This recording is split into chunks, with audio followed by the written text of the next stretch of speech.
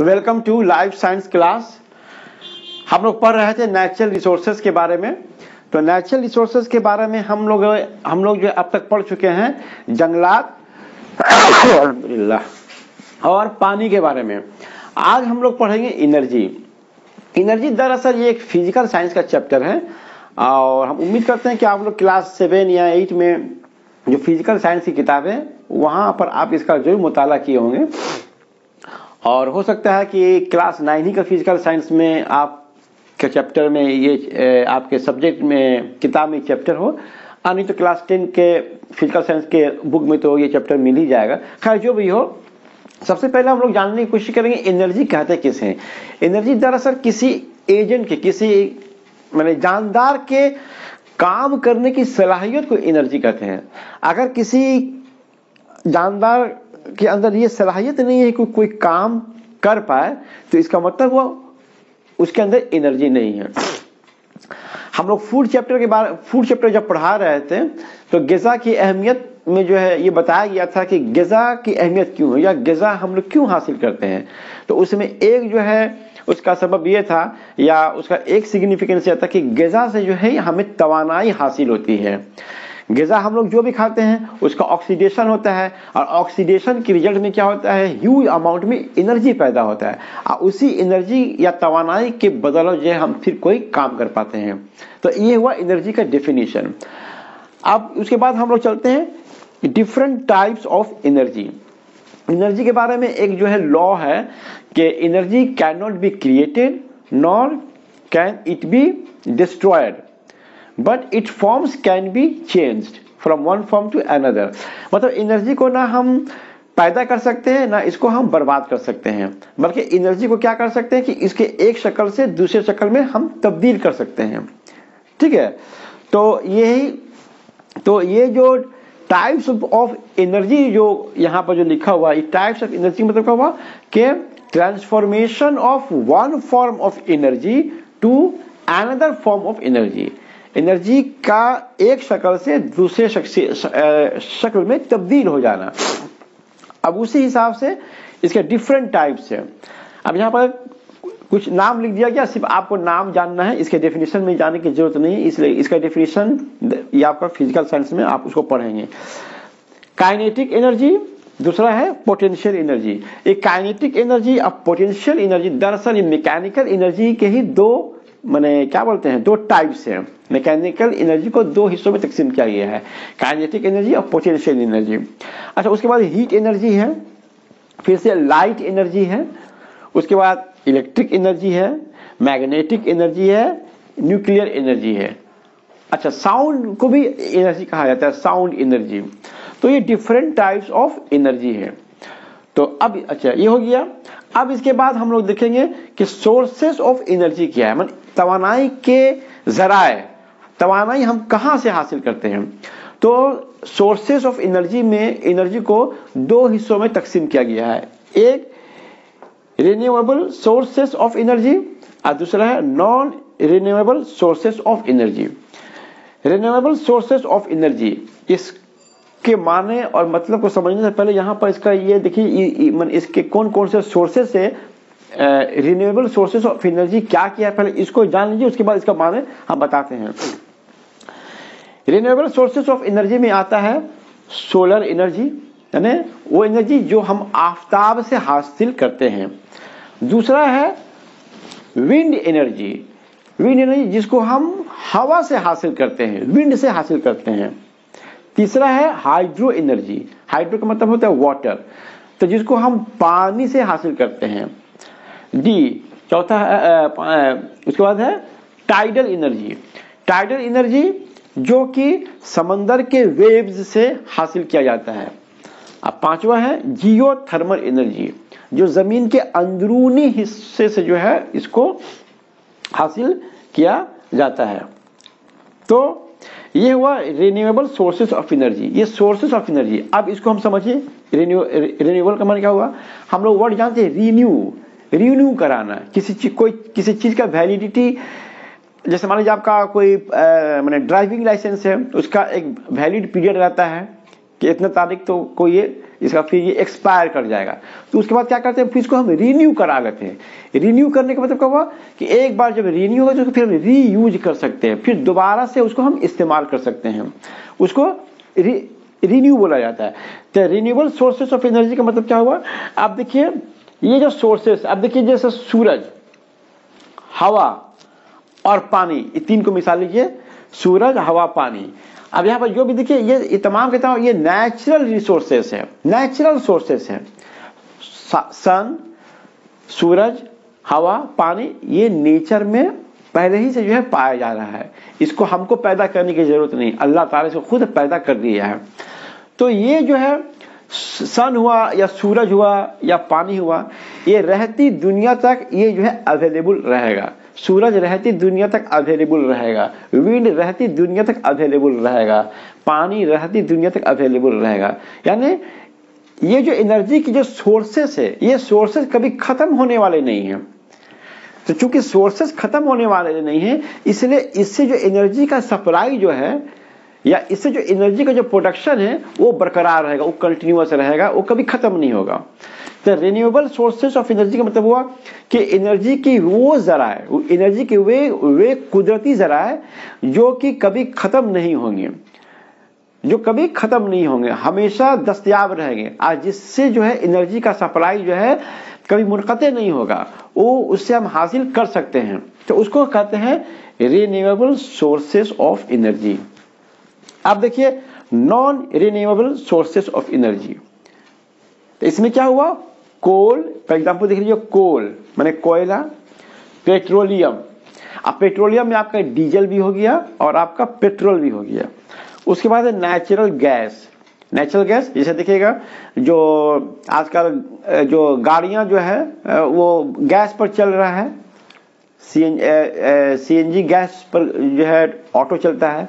घर में हम लोग जो खाना पकाते हैं, सिलेंडर, गैस का सिलेंडर, उसमें एलपीजी गैस होता है, ठीक है, तो उसको हम लोग नेचुरल गैस बोलते हैं। और है न्यूक्लियर एनर्जी। न्यूक्लियर एनर्जी को एटॉमिक एनर्जी भी कहते हैं, जो कि न्यूक्लियस से हासिल होता है, किसी एटम के न्यूक्लियस से जो एनर्जी हासिल होता है उसको कहते हैं न्यूक्लियर एनर्जी। अब यहाँ पर देखिए इसको non renewable sources of energy, माने ये सोर्सेस वो सोर्सेस ऑफ एनर्जी है जिसको हम रिन्यू नहीं कर सकते। मसलन देखिए जैसे अच्छा, ये एक दूसरी बात ये है कि ये भी जो है नेचुरल रिसोर्सेस है, ये भी नेचुरल सोर्सेस है, ये भी नेचुरल सोर्सेस है, कुदरती सोर्सेस, माने कुदरत में पाया जाता है, और ये भी कुदरत में पाया जाता है, माने कोयला, आपका तेल, नेचुरल, ये कुदरत में पाया जाता है, ठीक है। इसको भी हम लोग नेचुरल सोर्सेस ऑफ एनर्जी बोलते हैं। तो इसमें क्या होता है कि इसके जो सोर्सेस हैं, इसके सोर्सेस बहुत ही लिमिटेड हैं, और ये जो सोर्सेस ऑफ एनर्जी है ये डे बाय डे जो है इसका सोर्सेस में कमी आता चला जा रहा है, माने इसका जो सोर्स है कम होता चला जा रहा है। सूरज जो है हमेशा, सूरज जो है एक सोर्स है, सूरज कभी खत्म नहीं होगा, ये रहती दुनिया तक रहेगा, इसलिए इसका सोर्स में कोई कमी नहीं आ रही। लेकिन कोयला में क्या है, जमीन से कोयला निकालते यूज करते कोयला का जो है प्रोडक्शन कम हो गया है। पहले जितना कोयला था उतना कोयला अब जमीन से दस्तयाब नहीं होता, ये सोर्स में जो है, इस सोर्स में इसकी कमी चली आ रही है, ठीक है। इसलिए इससे जो है कांस्टेंट सप्लाई ऑफ एनर्जी जो है पॉसिबल नहीं रहा। या आप इसको ऐसे समझिए कि जैसे कि आप अपने गाड़ी में जो है पेट्रोल और डीजल को जो है, पेट्रोल आप गाड़ी के टैंक में भर चुके हैं, तो ये पेट्रोल जो है सोर्स ऑफ एनर्जी है, लेकिन ये सोर्स क्या होता है, ये कंज्यूम हो जाता है, यूज्ड अप हो जाता है, खर्च हो जाता है, जाया हो जाता है, इसका वजूद खत्म हो जाता है।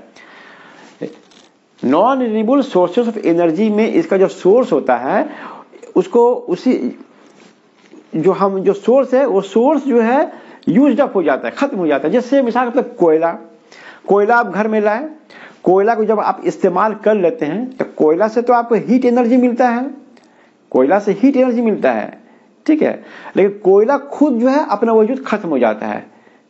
और एक बार जब कोयला का वजूद खत्म हो गया तो फिर अब जो छाई बचता है, जिसको हम कहते हैं राख, उससे हम फिर एनर्जी हासिल नहीं कर सकते।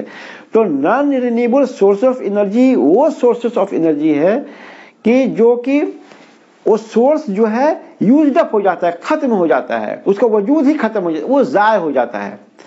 लेकिन क्या आफताब ज़ाय हो जाएगा? हवा क्या ज़ाय हो जाएगा? पानी क्या ज़ाय हो जाएगा? नहीं।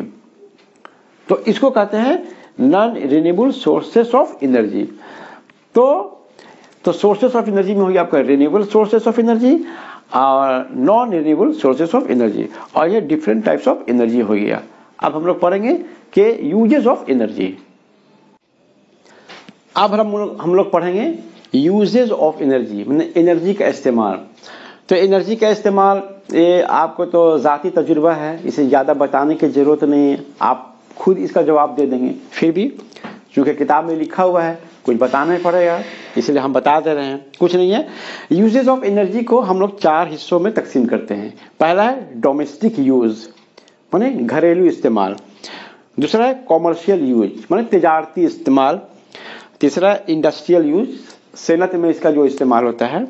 और चौथा है ट्रांसपोर्टेशन, माने आमदरफत में जो है इस्तेमाल होता है। तो सबसे पहले डोमेस्टिक यूज, हम एनर्जी का इस्तेमाल करते हैं घर में। अब घर में देखिए किस चीज़ में इस्तेमाल होता है एनर्जी, जाहिर सी बात देखिए यहीं पर देखिए बल्ब को जलाने में इस्तेमाल करते हैं, पंखा चलाने में इस्तेमाल करते हैं। घर में आपका अगर टीवी है तो टीवी में इसका इस्तेमाल होता है।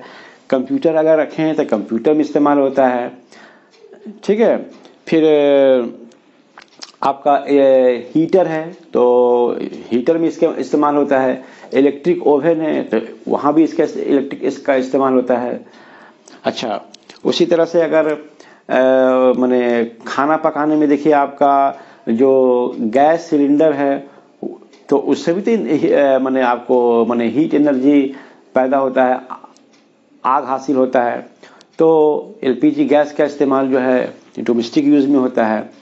तो कहने का मतलब है आप अगर जो है कपड़ा आयरन करना है तो वहाँ इलेक्ट्रिक हीटर से इस्तेमाल करते हैं। रूम जाड़े के दिनों में लोग रूम हीटर यूज़ करते हैं। तो इस तरह से एनर्जी का इस्तेमाल जो है डोमेस्टिक यूज़ में होता है। दूसरा है कॉमर्शियल यूज़ में तिजारती इस्तेमाल के लिए। कोई आदमी कोई तिजारत छोटा मोटा कोई कारोबार किया हुआ है जहाँ आपको बिजली की ज़रूरत है, जैसे मान लीजिए चक्की कल है तो चक्की कल में जो है गेहूं की पिसाई के लिए जो है वहाँ पर जो है ना चक्की कल चलाने के लिए वहाँ पर इसका कॉमर्शियल इस्तेमाल होता है। वहाँ पर 440 वोल्ट का जो है आपको इलेक्ट्रिसिटी दिया जाता है, और घरों में जो होता है वो 220 वोल्ट का होता है। तो कॉमर्शियल यूज में जो है हम लोग इलेक्ट्रिक का इस्तेमाल करते हैं। फिर से है इंडस्ट्रियल यूज, बड़े बड़े जो है जो इंडस्ट्री है वहाँ माने आपका इस्तेमाल होता है। बड़े बड़े इंडस्ट्री में जैसे मान लीजिए कि आपका जूट मिल का कारखाना है तो वहाँ जो पावर लूम जो है वो इलेक्ट्रिक से चलता है, तो वहाँ पर ह्यूज कंजम्पशन ऑफ इलेक्ट्रिसिटी है, ठीक है। उसी तरह से आपका वहाँ भी आपको बल्ब जलाने पड़ता है, पंखा चलाने पड़ता है। तो इस तरह से इंडस्ट्रियल यूज में भी इसका इस्तेमाल होता है। उसके बाद ट्रांसपोर्टेशन।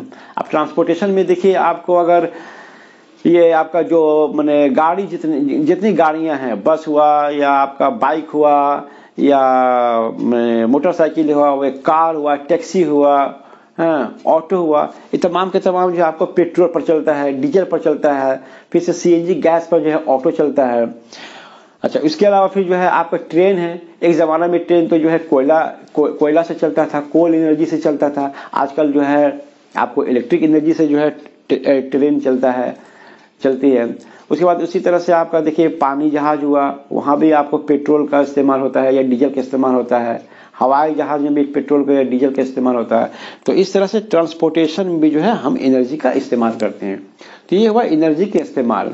अब उसके बाद एनर्जी कंजर्वेशन, माने एनर्जी को हम कैसे बचाएंगे।